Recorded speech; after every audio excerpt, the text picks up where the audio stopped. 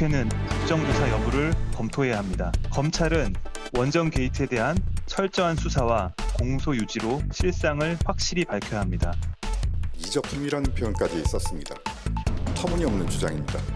아무리 선거를 앞두고 있다고 해도 야당 대표의 입에서 나온 말이라고는 도저히 믿겨지지 않는 혹세무민하는 발언입니다. 북풍 공작과도 다를 바 없는 무책임한 발언이며 묵과할 수 없습니다. 김 위원장은 발언에 책임을 져야 할 것입니다. 정부는 법적 조치를 포함해 강력히 대응할 것입니다. 강산이 몇 번이 바뀌었을 세월이 흘렀음에도 선거철만 되면 등장하는 색깔론과 북풍 공작 정치는 오히려 진화하는 것 같습니다. 사실관계에 대한 어떠한 해명이나 설명도 없이 합리적 의문을 제기한 제1야당 대표를 향해 법적 조치를 꺼내들고 북풍 공작, 혹세 무민을 들먹이고 있습니다. 딱히 해명할 방법이 없는 곤란한 사정임은 알겠지만 그렇다고 법을 언급하면서 조치를 거론하는 것은 힘을 앞세운 겁박의 다름 아닙니다. 청와대가 문건의 작성 경위 그리고 삭제 이유만 밝히면 될 일입니다.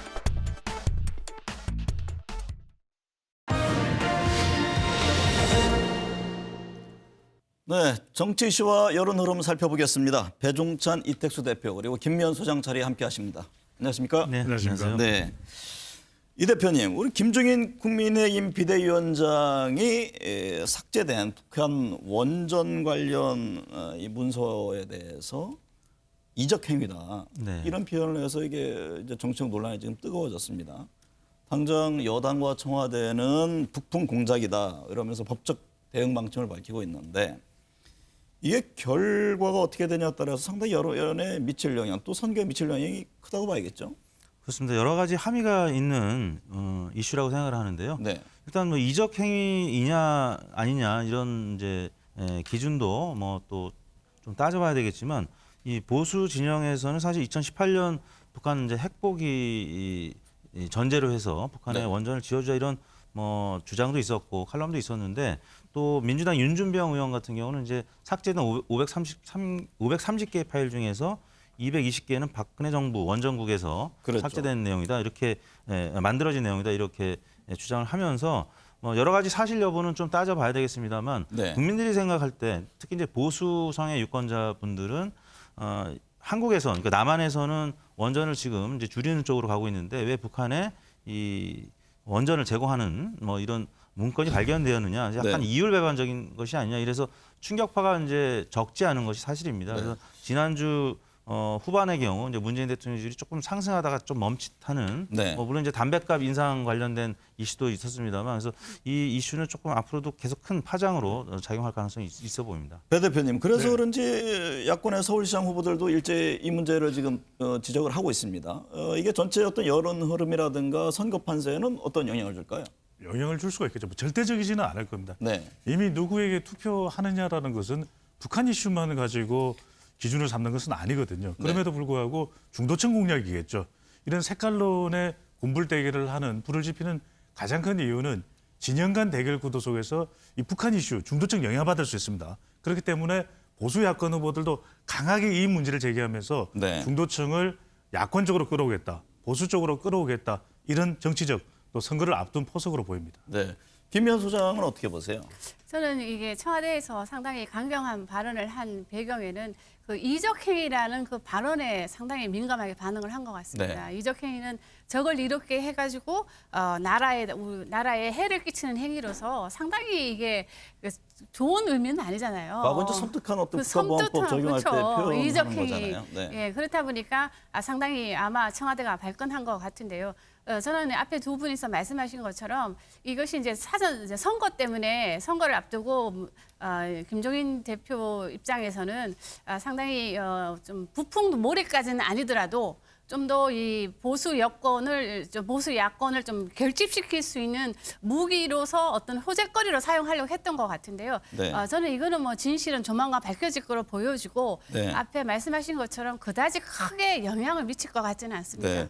그렇다면요. 정의당의 이제 김종철 전 대표 이 성추행 문제가 있잖아요. 근데 이것이 뭐 일단은 정의당 입장에서는 비상대책위원회를 가동하기로 했는데 공천할지 안 할지는 좀 더 봐야 합니다. 네. 근데 이 문제가 과연 전체 판세에 과연 어떤 영향을 줄 것이냐. 예, 만약에 공천을 하지 않는다면 민주당이 또 나름의 부담이 있을 수도 있고 또 한편에서 보면은 표의 집중 현상으로도 나타날 수 있을 수도 있을 것 같은데 어떤 긍정과 부정이 있을까요? 저는 이제 긍정적으로 좀 본다면은 어쨌든 이제 서울시장 선거 같은 경우는 여권이 됐든 야권이 됐든 간에 네. 단일화가 꼭 필수입니다. 그런 의미에서 만약 정의당 후보를 내지 않는다면은 민주당에게는 좀 이로울 거라 좀 보여지고요. 그럼에도 불구하고 정의당이 후보를 내지 않는 이유가 이 성인지성 문제 때문이잖아요. 네. 그 점에 대해서 또 이 서울시장 선거가 이 보궐선거가 열린 이유가 바로 이게 성 문제 관련된 문제이기 때문에 네. 저는 그런 관점에서 봤을 때 상당히 이 유권자, 중도 유권자에게는 이 보궐선거가 열리는 책임이 누구한테 있고 그 소재가 무엇인가를 다시 한번 또 상기시켜주기 때문에 네. 민주당 입장에서는 좋은 점도 있지만 저는 나쁜 점도 상당히 있다고 보여집니다. 네, 그래서 제가 질문을 드린 건데 대표님, 네. 이 대표님은 어떻게 보세요? 이게 득과실이 분명히 있을 겁니다. 각 당에 따라서. 일단 정의당이 그 권수정 서울시 의원이 출마 선언을 했는데 네. 좀 뭐 출마했을 때 당선 가능성 면에서는 그 다른 타 정당, 양강 정당의 후보들보다는 좀 작긴 하죠. 그리고 네. 뭐 과거 노회찬 전 의원도 출마했을 때 5%를 넘기기가 참 쉽지 않은 뭐 그런 판세이긴 한데 일단 이번에 장혜영 의원이 그 피해자담이라는 거를 이제 깨기 시작하면서 뭔가 사회에 큰 화두를 던져준 점은 인정을 할 수 있을 것 같습니다. 다만 네. 단기적으로는 정의당 지지율이 조금 빠지는 그런 현상이 있었기 때문에 정의당이 민주당과 좀 다른 모습을 보여주기 위해서 책임을 지는 모습으로 간다면 후보를 안 낼 수도 있겠습니다만 네. 일단 뭐 조만간 결정이 나겠지만 후보를 내서 또 국민들한테 좀 판단을 묻는 뭐 네. 그런 방향으로 가지 않을까라는 예상을 해봅니다. 배 대표님, 이 네. 판사 탄핵 문제도 뜨거운 이슈잖아요. 네. 지금 저 여당 입장에서는 어쨌든 간에 국회는 통과 가능성이 상당히 있어 보이잖아요. 그렇죠. 그런데 과거에 탄핵하면은 또 역풍이라는 또 단어도 항상 이렇게 맞물려서 나오고 있는데 이게 어떤 여론 향방에 미칠 영향을 어떻게 봐야 합니까? 가장 중요한 것은 국민 공감입니다. 과연 네, 북한 네. 탄핵에 대해서 어떻게 판단하느냐가 중요한 것인데 임성근 부장판사에 대해서 지금 더불어민주당 이탄희 의원을 중심으로 해서 북한 탄핵 절차에 이제 돌입되는 것이거든요. 근데 중요한 것은 뭐 선거에 미치는 영향을 떠나서 이 북한 탄핵에 과연 명분이 있느냐, 네. 근거가 있느냐 이 부분이 좀 중요한 것인데 대체적으로 국민 공감도는 높을 것으로 보여요. 네. 근데 이제 국민 공감도가 높지 못하고 이것이 더불어민주당의 일방적이고 또 근거 없는 명분 없는 북한 탄핵을 시도하는 것이라면 상당히 후폭풍이 있을 텐데 네. 그럼에도 불구하고 2014년이었죠. 세월호 7시간과 관련됐던 이 판결문에 영향을 줬다는 것은 사실 국민들이 받아들이기 쉽지 않거든요. 네. 그런 만큼 국민 공감을 좀 더 얻는 그런 북한 탄핵이 될 가능성이 더 높을 것으로 보입니다. 네.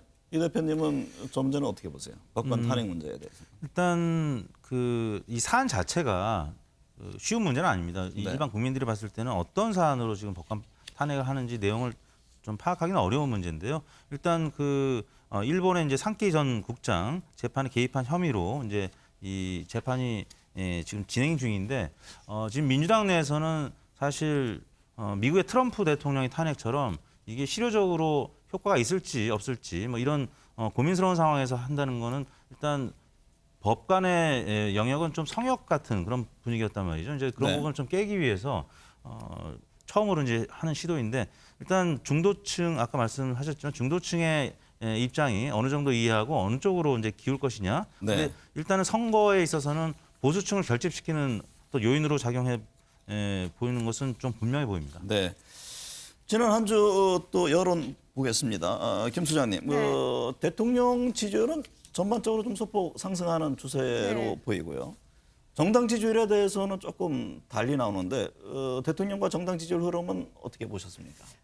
이번 주에도 한 4군데 이상에서 대통령 국정 지지율을 발표를 했는데요. 네네. 한 군데 한국갤럽만 제외하고는 뭐 4군데 조사 기관의 조사에 보면 긍정 평가는 다 올랐습니다. 올랐는데 이제 한국갤럽을 제외한 나머지 조사에서는 다 40% 초반대를 기록했는데 한국갤럽이면 38%를 나왔는데요. 네. 그럼에도 불구하고 대통령에 대한 부정 평가는 여전히 가만히 넘는다는 사실입니다. 네. 여전히 아직까지는 백신 이제 문제가 좀 해결 기미가 보이면서 대통령 국정 지지율이 상승은 했지만 아직까지는 국민들은 문재인 대통령에게 상당히 지금 백신 문제라든가 코로나 그리고 부동산 문제에 대해서는 여전히 좀 의구심을 지금 갖고 있는 걸로 보여지고요. 네. 그러다 보니까 민주당 지지율도 상당히 지금은 오른 걸로 나오고 있습니다. 그리고 지금 가장 관심이 있는 것은 이제 서울과 부산에서 정당 지지율인데요. 네. 서울과 부산에서도 여전히 서울은 민주당이 좀 앞서는 걸로 나오고 부산에서는 상당히 좀 팽팽한 걸로 지금 나오고 있기 때문에 네. 저는 이것이 향후 4월 재보궐선거에 어떤 영향을 미칠지는 좀 더 두고 봐야 될 것 같습니다. 네. 자연스럽게 4월 재보궐선거로 넘어갔는데요. 배 대표님. 네. 지금 뭐 한 2달여 앞으로 다가오지 않았습니까? 네. 서울 같은 경우는 특히 이제 부동산 문제에 대해서 각 후보들이 네. 열띤 또 입장 또 정책안을 내놓고 있는데 지금 여론 추세 흐름을 어떻게 보고 있습니까? 지금도 서울의 경우도 마찬가지지만 요동치고 있습니다. 그러니까 네네. 선거를 앞두고서는 뭐 구도, 이슈, 후보가 중요한데 구도는 정권 견제 쪽에 좀 더 무게가 실리는 모습입니다. 서울도 그렇고 부산도 그렇고. 근데 중요한 것은 이슈인데 서울은 부동산 이슈가 중요한데 오히려 후보 측면에서 보면은 보수 야권 단일화의 불협화음, 좀 더 유기적으로 국민의힘 그리고 국민의당이 결합하지 못하는 모습이 더 부각되는 모습이에요. 이게 영향을 주고 있고요.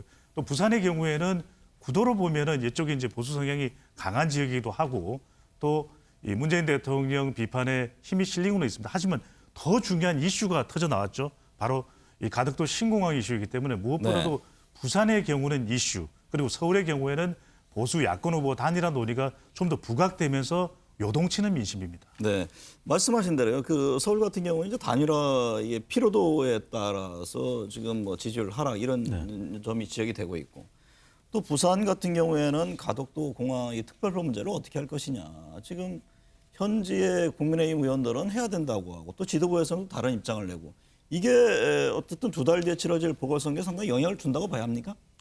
그렇습니다. 지난 그 가덕도 초반 이 가덕도 이슈가 등장했던 초반에도 네. 국민의힘이 좀 혼선을 빚었죠. 그러니까 TK 지역과 이제 PK 지역이 입장이 좀 다릅니다. 그래서 PK 지역 의원들은 가덕도에 찬성하는 입장이고 네. 조영 원내대표 등 TK 지역 의원들은 굉장히 신중한 입장입니다. 그렇기 때문에 민주당이 어떻게 보면 국민의힘을 좀 갈라치게 하는 뭐 그런 이슈로 그러니까 오거돈 전 시장 때문에 미투 이슈에서 자연스럽게 이제 가덕도 정책 이슈로 넘어가면서 민주당 지지율이 좀 반전하기 시작했는데 네. 최근 들어서도 또 그런 징후가 나타나면서 이현주 후보 같은 경우는 아예 조건부 사퇴론을 내지 않았습니까? 이현주 의원은 이 가덕도가 국민의힘에서 중앙당 차원에서 지원하지 않으면 본인이 네. 사퇴하겠다 이런 입장을 내세웠는데 아무튼 민주당 입장에서는 갈라치기 그리고 네. 국민의힘 입장에서는 이제 2월 초에 어떻게든 김종인 위원장이 입장을 내놓을 수밖에 없는 그런 상황이 돼가고 있는 것 같습니다. 김 소장님이 네. 선거를 앞두고 또 항상 막말이 논란이 그렇죠. 되잖아요. 최근에 뭐 후궁, 조선족, 뭐 일베 정치인, 또 보수 언론을 뭐 많이 봐가지고 또 부산 시민들이 어떻다. 이 막말 정치가 이번에도 선거판을 흔들까요?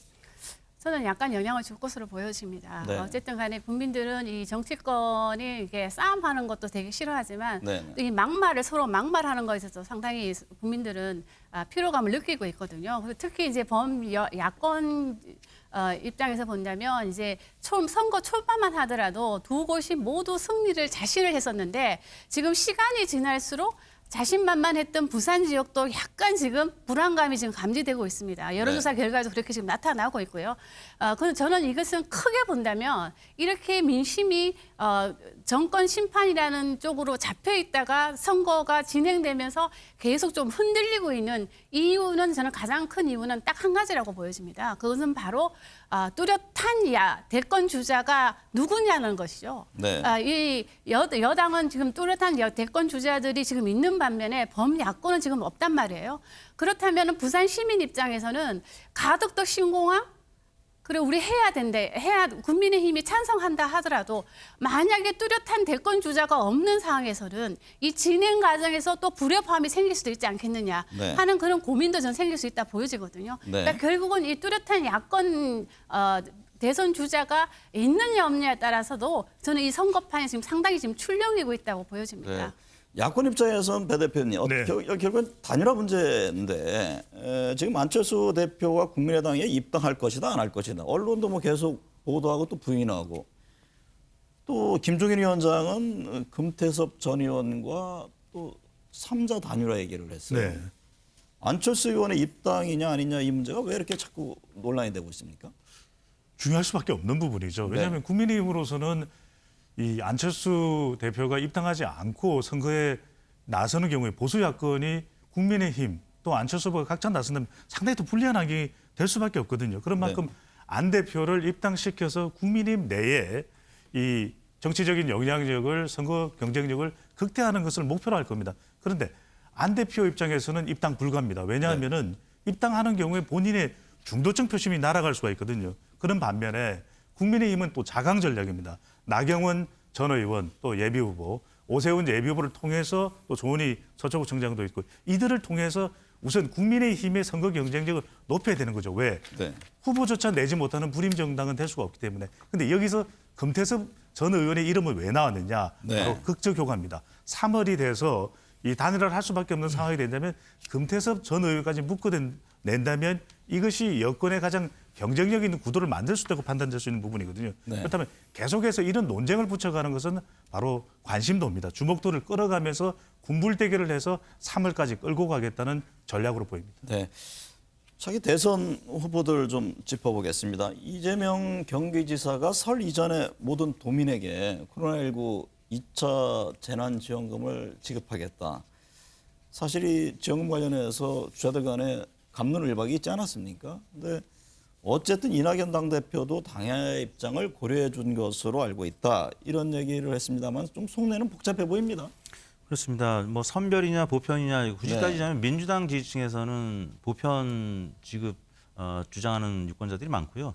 또 국민의힘에서는 선별을 주장하는 분들이 많은데 이낙연 대표가 대권 주자로서의 지지율이 첫 번째 좀 하락했던 이유가 바로 이제 선별 지급을 주장했다가 이재명 지사는 이제 반면에 보편 지급해서 지지율이 조금 오른 측면도 있습니다. 최근 들어서는 사면론 때문에 이낙연 대표 지지율이 좀 빠지기도 했는데 네. 일단 이 재난지원과 관련해서는 이재명 지사의 손을 들어주는 민주당 지지층이 좀 많았기 때문에 이낙연 대표 같은 최근 들어서 지지율이 좀 빠지는 국면에서 어느 정도 이 부분 관련해서 좀 봉합해야 되는 그런 입장도 아니었나 싶고요. 그런 네. 차원에서는 이낙연 대표와 이재명 지사가 이제 최근 들어서 의견을 좀 모으는 그런 모습을 나타내고 있는 것 같습니다. 배 대표님, 네. 기본소득, 기본대출, 뭐 기본주택 이재명 지사 정책 갖고 지금 차별화를 하고 있는데 이렇게 적극적으로 치고 나가는 게 어떻게 봐야 합니까? 일강 이른바 이걸 굳히기 전략에 들어간 것으로 이해를 해야 하나요?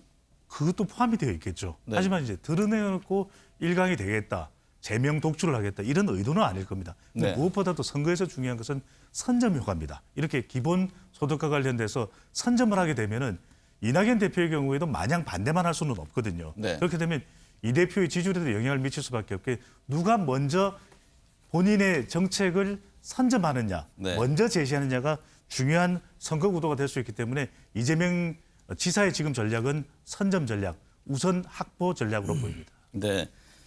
김 소장님, 네. 이재명 지사가 인공지능 행사 광주에 간 일이 있었는데 전날 미리 와서 홀로 5.18 매역을 조용히 참배한 게 알려지지 않았습니까? 네.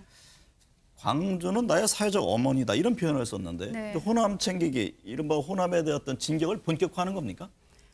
그렇다 봐야 되지 않을까요? 네. 저는 그렇게 보여지고요. 그리고 이제 지금 나오고 있는 여론조사 결과를 보면 이재명 지사는 전통적인 보수 진보 진영에서는 지금 싹쓸이를 지금 하고 있습니다. 네. 호남에서도 이낙연 대표보다 지지율이 높고요. 그리고 민주당 지지층에서 그렇고 40대 그리고 회사원에서도 완전히 지금 이재명 지사 지지율이 이낙연 대표보다 상당히 높은 걸 지금 나오고 있습니다.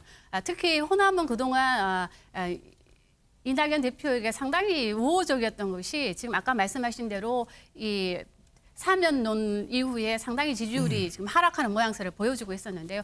그 틈을 지금 완전히 지금 이재명 지사가 지금 완전히 차지를 하고 있는데 네. 저는 이재명 지사가 이번에 호남에 내려가서 했던 발언들을 보면 상당히 호남 챙기기에 나섰다고 보여집니다. 왜냐하면 네. 호남에 상당히 길을 좀 살려줬거든요. 이게 예를 들어 호남의 정치적 결정이 수도권에도 영향을 미친다. 뭐 이런 발언들을 보면 호남의 어떤 그 중요성을 상당히 부각을 시킨 것을 보면 네. 이번에 내려간 거는 뭐 상당히 신의 한 수가 아니었는가 네. 싶습니다. 이태수 이게 대표님. 저는 네네. MBN 효과라고 봅니다. 이 우리 시사스페셜에서 네네. 이제 이재명 지사의 지지율이 과히 높지 않았을 때 그 질문을 하셨어요. 어떻게 하면은 친문 지지층들을 또 확대할 수 있는 전략이 될 수 있을까? 그때 네네. 제가 이 호남 공들이기가 필요하다. 네네. 그럴 때 이 호남에서는 전략적 선택을 하거든요. 꼭 호남 출신이 아니더라도 호남의 이익을 더 많이 가지고 호남 여론과 공감할 수 있는 후보에게 궁극적으로는 투표할 수 있다. 또 지지할 수 있다. 그렇다면 그것은 호남 공들이기에 있다는 말씀을 드렸는데 네. 적극적으로 시청을 하신 것 같습니다. 네, 전략적 선택이라는 말씀을 하셨죠. 이 대표님, 이낙연 대표는 이제 반면에 8일 만에 또 부산에 내려갔습니다. 가서 가덕도 신공항 처리 약속을 했는데 부산 민심 잡기 중요할 수밖에 없죠 지금.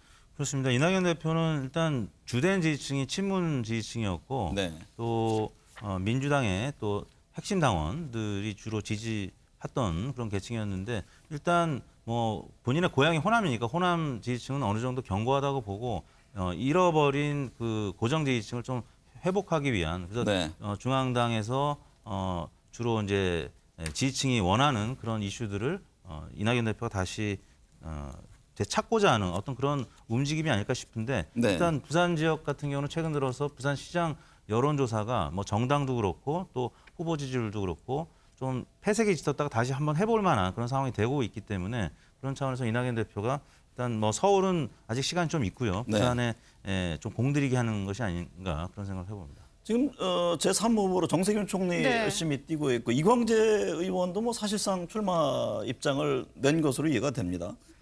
어떻게 보세요? 지금 이재명 지사가 너무 치고 나오니까 이걸 의식해서 보통 이제 보궐선거 끝난 뒤에 움직일 것이다 이런 전망들이었잖아요. 네. 여기서 계속 진단도 그렇게 네. 했고 초조한 아니면 상황의 변화에 따른 것인가요? 좀 초조함으로 보여집니다. 왜냐하면 네. 이재명 지사가 이렇게 단독으로 치고 나갈 거라고는 예상을 못했던 것 같아요. 네. 왜냐하면은 민주당 지지층에서도 지금 어떤 조사에서는 막 40% 넘는 지지를 지금 받고 있는 걸로 조사가 되고요. 지금 말씀하신 대로 문재인 대통령의 적극 지지층에서도 지금 이재명 지사를 지금 달리 보기 시작했다는 것이 지금 모든 여론조사 결과에서 나오게 있기 때문에 제3의 후보를 꿈꾸는 입장에서는 이렇게 시간을 끌다가는 기회마저 없을 거라는 어떤 그 조급함 때문으로 보여지는데 저는 이제 이재명 지사가 이렇게 단독으로 치고 나가는 것이 과연 이재명 지사에게 득일까 실일까 요걸 한번 우리가 좀 고민을 좀 해봐야 될 것 같습니다. 네. 윤석열 총장 지지율은 대체로 보면 이제 하락 추세인데 윤 총장의 지지율을 사실은 보수 국민의힘 후보 지금 예를 들면 원희룡 지사, 유승민 전 의원은 대선에 지금 뛰고 있는 건 아닙니까? 그렇죠. 이 지지율이 그쪽으로 갑니까? 아니면 분산됩니까? 가겠죠. 네. 가기는 갈 텐데 상당 부분은 국민의힘 후보들에게 가겠지만은 그것 역시 치를 이유가 될 수밖에 없어 보입니다. 네네. 왜냐하면 아직까지 윤석열 검찰총장 이제 윤석열 때리기가 없기 때문에 윤 총장의 지지율이 내려가는 겁니다. 네. 그 반사이익을 얻지 못하는 것이죠. 여기 이제 일부 중도층들은 이재명 지사 쪽으로 가고 있고 그리고 여전히 윤 총장을 지지하고 있는 지지층도 남아 있습니다. 그렇지만 이제 임기가 지나고 나면은 결과적으로 대선에 참여하지 않는다면 국민의힘 후보에게 갈 수밖에 없다. 또는 보수 야권 후보. 그렇다면 무소속의 홍준표냐, 원희룡 지사냐, 아니면 유승민 전 대표냐, 또 아니면 제3의 인물이냐. 가긴 갈 텐데 네. 이후에 7월 이후에나 갈 것이고 분산돼서 갈 수밖에 없을 것이거든요. 그런 만큼 중요한 것이 있습니다. 국민의힘 후보들, 보수 야권 후보는 이른바 윤심, 네. 윤 총장을 지지하는 이 윤심을 누가 어떻게 효과적으로 가느냐. 그 핵심은 바로 문재인 대통령에 대한 대립각일 겁니다. 네. 문 대통령과 대립각을 효과적으로 잘 세우는 후보가 누구냐가 중요해 보입니다. 네. 시간이 뭐 얼마 안 남았는데요. 여론의 변곡점은 어떤 지점이 있을까요, 앞으로? 뭐 이제 당장은 2월 초에 네. 국민의힘 후보가 4강으로 좁혀지고요. 또 이제 3월 초에는 후보가 선출이 됩니다. 그리고 3월 18일, 19일에는 이제 후보 등록을 하게 되는데 네. 그때 안철수 또 금태섭 후보 등과의 단일화 이 부분이 어떻게 될지 그리고 4월 7일 날 또 본선거에서 어떤 후보가 서울시장, 부산시장 후보가 될지에 따라서 대선 국면 그리고 그 다음에 있을 지방선거 국면이 크게 요동칠 것으로 보입니다. 네, 우리 김면 소장께서는요.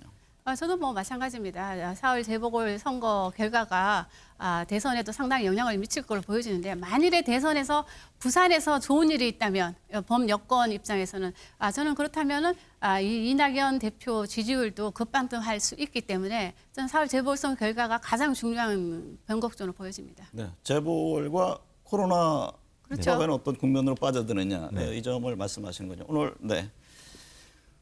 오늘은 사진 한 장을 소개하면서 마무리할까 합니다. 백두산 등 한국 풍경 사진의 대가 안승일 선생님께서 어제 제게 보내온 작품입니다. 70을 훌쩍 넘긴 그는 지금 이 시간 영화의 눈보라 속에서도 혼이 담긴 사진 한 컷을 위해서 열정을 불사르고 있습니다. 지금 우리 앞에 전개되는 요동은 사진 한 컷에 담긴 자연의 고요함, 넉넉함에 비하면 너무나 초라하게 느껴집니다. 시청해주신 여러분 감사합니다.